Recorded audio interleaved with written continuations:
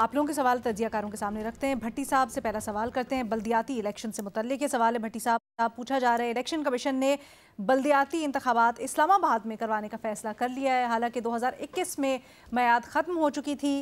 अब कह रहे हैं कि करेंगे, अब तक इंतखाबात नहीं हुए। इस ताख़ीर की वजह क्या है भट्टी साहब? इस सवाल में मैडम शेख गालबन आपको शायद ना मिला हो, एक और भी फ़िक्रा था कि ये 120 दिन के अंदर बल्दियाती इंतखाबात होने चाहिए थे। ऐसा ही था शायद, आपने वो पढ़ा नहीं या नज़र से नहीं गुजरा, ऐसा ही है ना? जी जी सर। चलो मुबारक हो मैडम शेख। 2021 और अब है 2025 का नवंबर, भीगा भीगा आने वाला है दिसंबर और फिर तन्हाई है, किताबों में दिल नहीं लगता, रिपोर्ट कार्ड की बात कर रहा हूँ। तो मैडम शेख मतलब 2021 से 2025 तो मतलब 4 साल, तो मतलब 120 दिनों में इनको चाहिए था इलेक्शन करवाना। मतलब अब मैं क्या कहूँ मैडम शेख, यानी 90 दिन में पंजाब और खैबर पख्तूनख्वा के इलेक्शन करवाने थे जब इमरान खान ने असम्बलियाँ या हुकूमतें तहलील कर दी थी, और 6 माह में गालबन धांधली की सारी शिकायत दूर करनी थी इलेक्शन ट्रिब्यूनल्स ने, या केस निपटाने थे जब ये 8 फरवरी 2024 के इलेक्शन के बाद। और 4 मरतबा सुप्रीम कोर्ट ने कहा था कि मखसूस नशिस्तें इनको PTI वालों को दे दें, और एक डेडलाइन भी दी थी। तो कोई है जो ये पूछेगा आखिरी पता नहीं इतलात आने तक सिकंदर सुल्तान राजा साहब जो चीफ इलेक्शन कमिश्नर हैं, मेरे ख्याल से क़यामत से कोई 4 महीने पहले तय हो जाएगा कि अगला कौन आएगा chief election commissioner. Madam Sheikh issue basically ये है कि, और मैडम शेख एक बात है कि ये जो आप घुमा घुमा के सवाल लाती हैं ना ना सर, मैं तो सीधा सा सवाल है मेरा सर, इतनी ताख़ीर की वजह क्या है? ये तो सवाल मेरा भी नहीं है, ये तो आपके चाहने वालों ने भेजा है। क्यों ये इतनी ताख़ीर, बता दें जल्दी से। तो मैडम शेख इस ताख़ीर की वजह ये है कि इस मुल्क में किसी को भी, किसी एक को भी जो जमहूरियत की जीम है और जो लोकल सिस्टम है या बल्दियाती निज़ाम है, वो किसी को भी काबिल कबूल नहीं है। कोई भी इस तरफ तवज्जो नहीं देता। और इस ताख़ीर की वजह है कि हमारा एक सरकारी इदारा जो हमारे टैक्सों से तनख्वाहें ले रहा है और प्रोटोकॉल इंजॉय कर रहा है, और जिसका काम सिर्फ है कि इलेक्शन सुपरवाइज़ करना या इलेक्शन करवाना, वो नाकाम हुआ है। और इस ताख़ीर की वजह यह है कि हम हमारे और बड़े काम हैं, 26वीं तरमीम, 27वीं तरमीम, 28वीं तरमीम, 29वीं तरमीम, 30वीं तरमीम, और ट्रम्प साहब तो बेचारे 20 नुकात दे के फारग हो गए, हम तो 28 पे पहुंचे हुए हैं। तो इसकी ताख़ीर की वजह है कि यानी कोई पुछ प्रतीत नहीं है, कोई जजा सज़ा नहीं है, कोई ऊपर चेक एंड बैलेंस नहीं है। तो दुख और तकलीफ़ की बात है मैडम शेख कि बल्दियाती इंतखाबात जो कि 18वीं तरमीम का रूह थे कि मरकज़ ने सूबों को दिए, सूबों ने आगे बल्दियाती इंतखाबात को पावर ट्रांसफ़र करनी थी, हम इस्लामाबाद में नहीं करवा सके, 50 किलोमीटर का इस्लामाबाद है। तो तकलीफ़ होती है, दुख होता है कि जब इदारे इस तरह परफॉर्म करें और फिर भी वो उनके हेड मौजूद हों अपने ओहदों पर।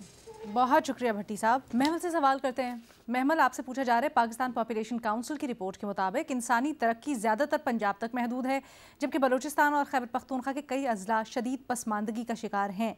वसाइल की निचली सतह तक मुंतकिली ना होना एक बड़ा चैलेंज करार दी गई है इस रिपोर्ट के मुताबिक। क्या किया जाए या क्या हल तजवीज़ करेंगी इस सूरत हाल से निकलने के लिए? जी अलीना, देखें इसके अंदर जो सबसे ज़्यादा तशवीशनाक चीज़ है कि जो वल्नरेबल डिस्ट्रिक्ट्स हैं उनमें से सबसे ज़्यादा बलूचिस्तान के अंदर है, यानी कि 17 जो हैं वो बलूचिस्तान में हैं, 1 सिंध में है, 2 खैबर पख्तूनख्वा में, पंजाब में कोई नहीं है।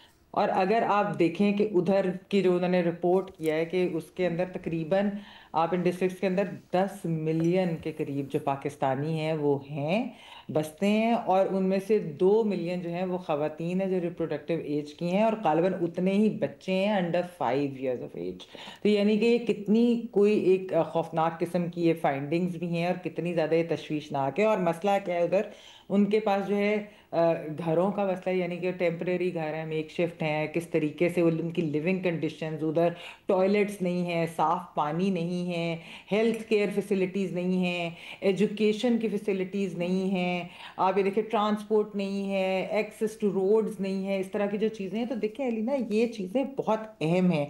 अब तो 18वीं तरमीम को आए हुए बहुत साल हो चुके हैं, ये एक दहाई से ऊपर हो चुका है। तो जो एक शेयर मिलता है बलूचिस्तान की हुकूमत को, उनको चाहिए कि उसको प्रॉपर तरीके से जो है वो इस्तेमाल करें। अगर उस शेयर को बढ़ाना भी पड़ता है, ताकि जो हम बात करते हैं लीना अक्सर इधर के बलूचिस्तान के लोगों की महरूमियों की, वो क्यों है, वो यही वजह है। ये report should be eye opening for all of us कि क्या वजह है कि बलूचिस्तान के लोग, एक तो है उनका बहुत सारे दूसरे ह्यूमन राइट्स रिलेटेड इश्यूज है, जैसे मिसिंग पर्सन या वो, लेकिन जो उनकी बेसिक ज़िंदगी की जो उनको नेसेसिटीज़ और उनको ये सब कुछ जो मिलना चाहिए था, जो हुकूमत की रिस्पॉन्सिबिलिटी है, वही नहीं मिल रहा। तो मेरे ख्याल में ये सेंस ऑफ जो महरूमी है, एहसास महरूमी, इसको दूर करने के लिए एक तो जो फंड्स का इस्तेमाल है वो सही तरीके से, शफाफ तरीके से, ट्रांसपेरेंट होना चाहिए। और अगर ज़्यादा की ज़रूरत है तो बिल्कुल फेडरल गवर्नमेंट को उसके अंदर मदद भी करनी चाहिए। कि देखिए आगाज़ हकूक़ बलूचिस्तान के बावजूद, 18वीं तरमीम के बावजूद, NFC के बावजूद जो है बलूचिस्तान के लोगों का एहसास महरूमी जो है वो अभी तक खत्म नहीं हुआ, विच इज़ वेरी अनफॉर्चुनेट। ठीक है, मज़हर अब्बास साहब, आपसे पूछा जा रहा है, एक जानिब मुस्तफ़ा कमाल ये कहते हैं कि 18वीं तरमीम और बल्दियाती ढांचे ख़तरे में हैं, दूसरी तरफ सिंध हुकूमत इन एतराज़ात को सियासी बयानिया कहकर मुस्तरद कर रहे हैं। किस बात में ज़्यादा वज़न है? देखिए 28वीं तरमीम में ये सारी चीज़ें आती हैं, नहीं आती मुझे नहीं पता, क्योंकि लेकिन MQM की पोजीशन असल में पिछले चंद सालों में बहुत कमज़ोर हो गई है। जो भी आप बुनियादी तौर पे 18वीं तरमीम में ये कहा तो गया था, और अगर रज़ा रब्बानी जो उसके आर्किटेक्ट रहे हैं वो ख़ुद भी ये कहते हैं कि 18वीं तरमीम पे अमल अगर हो जाता तो आज या शायद 28वीं तरमीम की ज़रूरत ही ना होती आपको इस हवाले से, क्योंकि उसमें बहुत क्लियरली लिखा गया था कि डेवोल्यूशन ऑफ पावर जो होगी वो निचली सतह तक होगी। लेकिन ऐसा नहीं हो सका। लेकिन क्या MQM कोई प्रेशर बना सकती है? हमने देखा 27वीं तरमीम में वो नहीं बना पाए, और अगर 28वीं तरमीम में पीपल्स पार्टी ने एक पोजीशन ले ली तो शायद वो MQM उस वक्त भी पोजीशन नहीं बनी, इसलिए कि MQM की अपनी पोजीशन बहुत कमज़ोर हो गई है। MQM की विदिन जो है अंदर बहुत ज़्यादा एक दूसरे से इख्तलाफात चल रहे हैं। मुस्तफ़ा कमाल एक अच्छे स्पीकर ज़रूर है, लेकिन जो वो बात कर रहे हैं वो MQM ट्रांसलेट इसलिए नहीं कर सकती कि MQM की पॉलिटिकल पोजीशन बहुत कमज़ोर है। और वैसे भी गैर ज़रूरी तौर पे कभी सूबे की बात करना, कभी इस तरह की बात करना, जो प्रैक्टिकल चीज़ें नहीं होती, उसके बजाय अगर आप ज़्यादा बेहतर है कि आप मकामी हुकूमतों को इख्तियारात की बात करें, मकामी हुकूमतों को ज़्यादा से ज़्यादा, और उस पर आपको पूरे पाकिस्तान में सपोर्ट मिलेगी, जिसका उन्होंने ज़िक्र भी किया कि तकरीबन हर पार्टी से उनको इस हवाले से सपोर्ट मिली।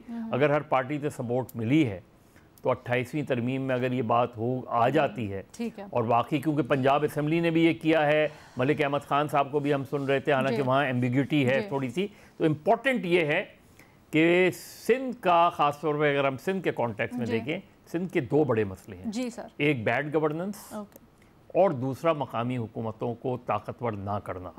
ये दो मसले अगर हल हो जाएं तो सिंध के बहुत से मसाइल हल हो जाएंगे इसमें। तो मेरा ख्याल है इसी पर इक्तफा करना चाहिए, ज़्यादा जो है इस तरह के पॉलिटिकल स्लोगन से कोई फ़ायदा होगा नहीं।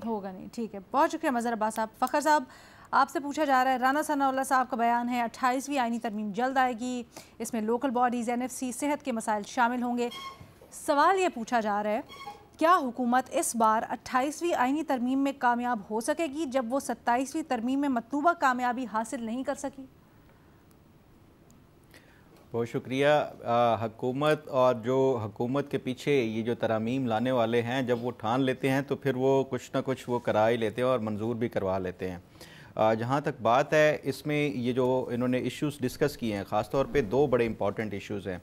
एक है NFC अवार्ड के हवाले से और दूसरा है लोकल बॉडीज़ के हवाले से। ये दोनों ऐसे इश्यूज़ हैं, ख़ास तौर पे ये जो NFC के अलावा जो दूसरा है लोकल बॉडीज़ वाला, ये 26वीं आईनी तरमीम के टाइम भी MQM ने ये शर्त रखी थी और MQM को ये एक लॉलीपॉप दिया गया था कि हम इसके फौरी बाद 27वीं आईनी तरमीम लाएंगे और उसमें जो है ये हम लोकल बॉडीज़ के हवाले से इसमें आईनी तरमीम में वो शामिल करेंगे। वो 27वीं आईनी तरमीम 1 साल के बाद ही उसमें भी नहीं किया गया। अब 28वीं तरमीम में ये दोबारा से ये बात दोहरा रहे हैं। दूसरी जो इसमें जो बड़ी इंपॉर्टेंट चीज़ है वो है NFC अवार्ड के हवाले से। मैं इस पर पहले भी बात कर चुका हूँ। NFC अवार्ड के हवाले से 18वीं तरमीम में ये क्लियरली लिखा गया है और ये एक प्रोविज़ो दिया गया है कि जब तक इसमें जो भी रिवीजन होनी है जो NFC अवार्ड में, वो पिछला जो मंजूर करदा NFC अवार्ड होगा उससे कम नहीं किया जा सकता, उससे शेयर बढ़ाया जा सकता है।